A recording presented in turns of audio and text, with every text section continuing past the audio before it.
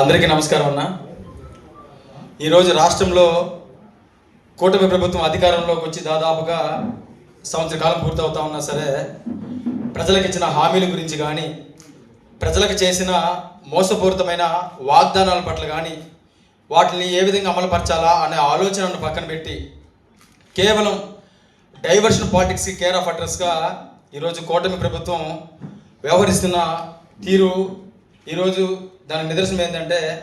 మా నాయకుడు జిల్లా పార్టీ అధ్యక్షులు మాజీ మంత్రివర్యులు శ్రీ కాకాని గోవర్ధన్ గారి మీద చేసిన అక్రమ అరెస్టే ఇందుకు నిదర్శనమని తెలియజేస్తా ఉన్నా. ప్రభుత్వ వైఫల్యాలను కావచ్చు, ప్రజల కోసం ఆయన పడిన తపన కావచ్చు,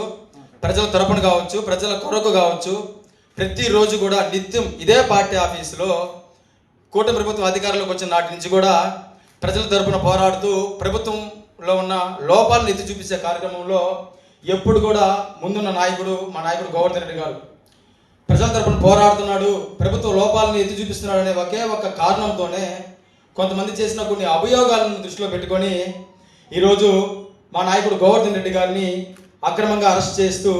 అదేదో మేము గొప్పగా ఏదో గొప్ప సాధించేసాము, ఏదో దేశానికి స్వాతంత్రం తీసుకొచ్చేసాము అనే ఇదిలో ఈరోజు సర్వేపల్లికి సంబంధించిన ఒక నాయకుడు జబ్బలు జరుచుకుంటూ నిన్న మొన్నటి రోజున మహానాడులో కూడా ఆయన మాట్లాడిన తీరు చూస్తే నెల్లూరు ప్రజలే కాదు యావత్ రాష్ట్ర రాజకీయాల్లో కూడా చాలామంది ఈరోజు సిగ్గుతో తలదించుకున్న పరిస్థితి ఈరోజు రాష్ట్రంలో ఉందని తెలియజేస్తా ఉన్నా. నేను ఒకటే తెలియజేస్తా ఉన్నా, నెల్లూరు జిల్లాలో రాజకీయాలు ఎంత హుందాగా ఉంటాయంటే దాదాపుగా ఒక జడ్పీ చైర్మన్గా ఆయన రాజకీయ ప్రస్థానాన్ని మొదలుపెట్టి ఎంతో హుందాగా ఆ జడ్పీ చైర్మన్ కావచ్చు, అక్కడి నుంచి కావచ్చు, ఈరోజు మంత్రిగా రాష్ట్ర మంత్రిగా కావచ్చు, ఒక నెల్లూరు జిల్లా రాజకీయాల్లోనే కాదు రాష్ట్ర రాజకీయాల్లో కూడా కాకాని గోవర్ధన్ రెడ్డి గారు ఆయన అవలంబించిన తీరు కావచ్చు, ప్రజలకు ఆయన అందుబాటులో ఉన్న విధానం కావచ్చు, ఆయనకు ఒక ప్రత్యేకమైన ముద్రను వేసుకున్నాడని చెప్పడంలో ఎటువంటి సందేహం లేదు. దాన్ని నచ్చక ఈరోజు సర్వేపల్లికి సంబంధించిన ఒక నాయకుడు కూటమి అధికారంలో ఉందనే ఒకే ఒక కారణంతో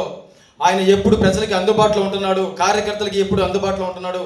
నిత్యం ప్రజల కోసం పోరాడుతున్నాడు అనే ఒకే ఒక ఉద్దేశంతో ఒక అభియోగాన్ని అడ్డుపెట్టుకొని అక్రమంగా ఆయన అరెస్ట్ చేస్తూ కనీసం ఇక్కడ కింద కోర్టు నుంచి సుప్రీంకోర్టు దాకా కూడా ఎక్కడ కూడా ఆయనకి యాంటిసిపేటరీ బెయిల్ కూడా రాకుండా ఆయన చేసిన చర్యలను చూస్తే సిగ్గుతో తలదించుకున్న పరిస్థితులు ఈరోజు బనాయిస్తూ ప్రశ్నించే గొంతుకు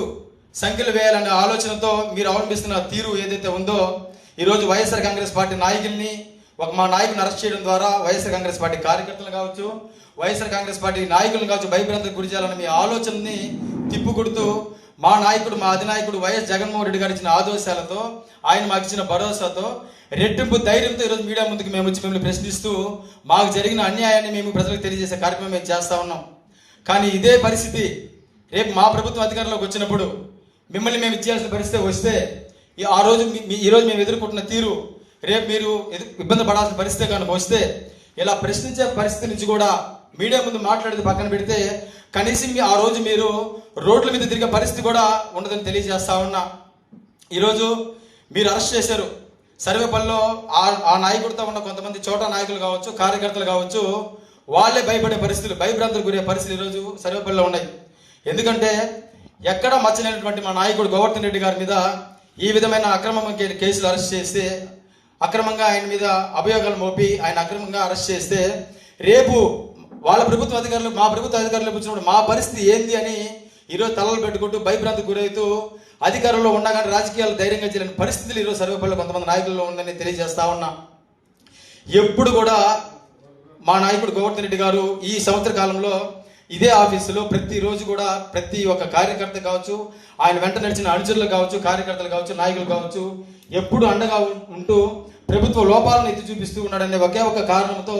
ఆయన మీద అరెస్ట్ చేయడం జరిగింది. మాకు చట్టం మీద నమ్మకం ఉంది, న్యాయంగా మేము పోరాడుతాం, న్యాయ వ్యవస్థల మీద మాకు గౌరవం ఉంది కాబట్టి న్యాయంగా పోరాడుతూ ఉన్నాం. ఖచ్చితంగా మా నాయకుడు గోవర్ధన్ రెడ్డి గారు జైలు నుంచే ఆయన రిమాండ్ ఏదైతే ఉన్నాడో క్లీన్ చిట్తో ఆయన బయటకు వస్తాడని విశ్వాసాన్ని వ్యక్తం చేస్తా ఉన్నాం. ఈరోజు మీరు ఏదైతే ప్రశ్నించే గొంతుకు మీరు సంఖ్యలు చేస్తారనుకున్నారో ఆయన ప్రశ్నించే గొంతు కాస్త రేపు ఆయన బయట క్లీన్ చిట్తో బయటకు వచ్చిన రోజు గర్జించే గలంతో ఆయన మీ ముందు ఉంటాడని తెలియజేస్తూ ఈరోజు రాష్ట్రంలో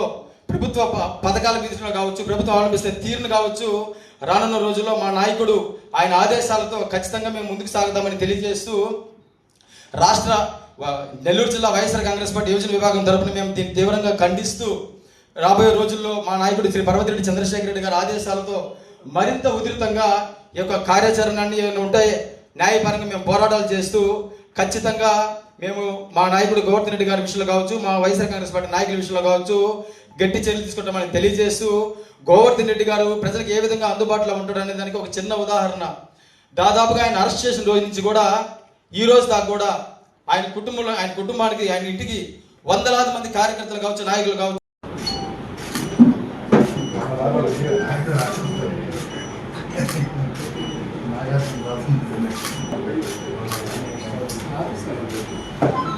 Está muy bien.